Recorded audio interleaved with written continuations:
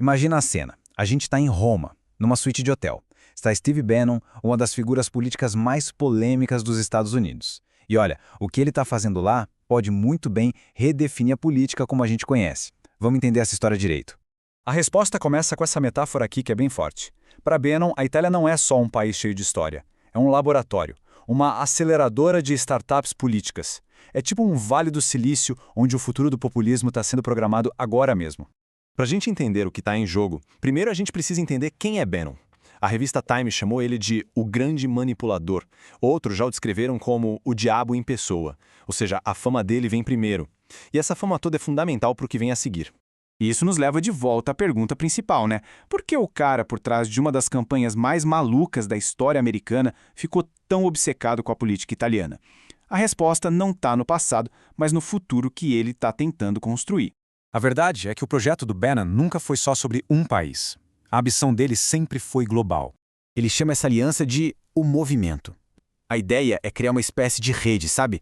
Para que partidos nacionalistas do mundo todo possam trocar figurinhas, compartilhar estratégias, se ajudar. Parece uma baita contradição, né? Uma internacional dos nacionalistas. Mas é exatamente essa lógica que ele quer emplacar. Olha só este pedido da Marine Le Pen, a líder da direita francesa, para o Bannon. Revela bem o que esses grupos querem no fundo. Diga que nós não estamos sozinhos. É uma busca por validação, por aquela sensação de pertencer a uma rebelião global, algo muito maior. E o Bannon vê essa briga como um confronto direto entre duas visões de mundo. De um lado, o movimento dele defendendo fronteiras fechadas, nações fortes. Do outro, o que ele chama de arqui-inimigo, a visão de uma sociedade aberta, global, simbolizada pela Open Society do George Soros. E é aqui que a gente volta para a Itália. Porque é na história única desse país que está a chave para a nossa pergunta inicial. A Itália, historicamente, sempre foi um campo de testes para ideias políticas bem radicais, do fascismo ao maior partido comunista do Ocidente. Mas o ponto de virada mesmo, o pulo do gato, acontece no início dos anos 90, a Operação Mãos Limpas, a Tangentopoli, que basicamente implodiu todo o sistema político. Isso criou um vácuo de poder, um terreno super fértil para algo totalmente novo nascer. O próprio Bannon resume a tese. Para ele, a Itália, com essa capacidade de experimentar e de juntar os extremos, é o teste definitivo. Se um novo modelo político der certo nesse ambiente caótico, ele pode ser exportado para o mundo todo.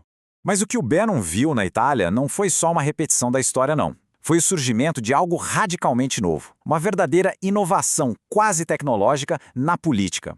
Muita gente olha para essa ascensão do nacionalismo e se pergunta, né, será que estamos só revivendo os fantasmas do passado, voltando para os anos 30? A resposta, no entanto, é um sonoro não.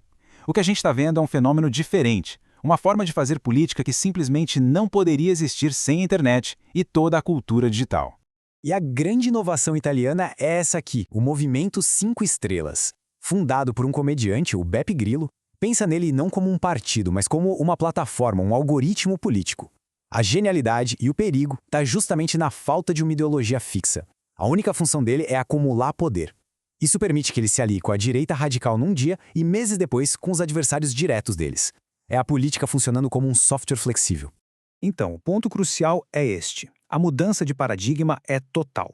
Não se trata mais de políticos que contratam uns especialistas em tecnologia para ajudar nas campanhas.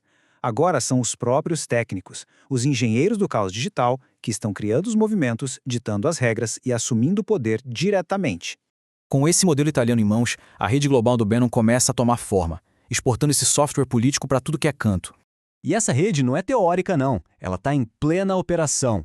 Modelos de partidos são copiados. Agências de marketing digital trabalham em diferentes continentes para as mesmas causas. O dinheiro flui entre as fronteiras e os líderes trocam táticas abertamente.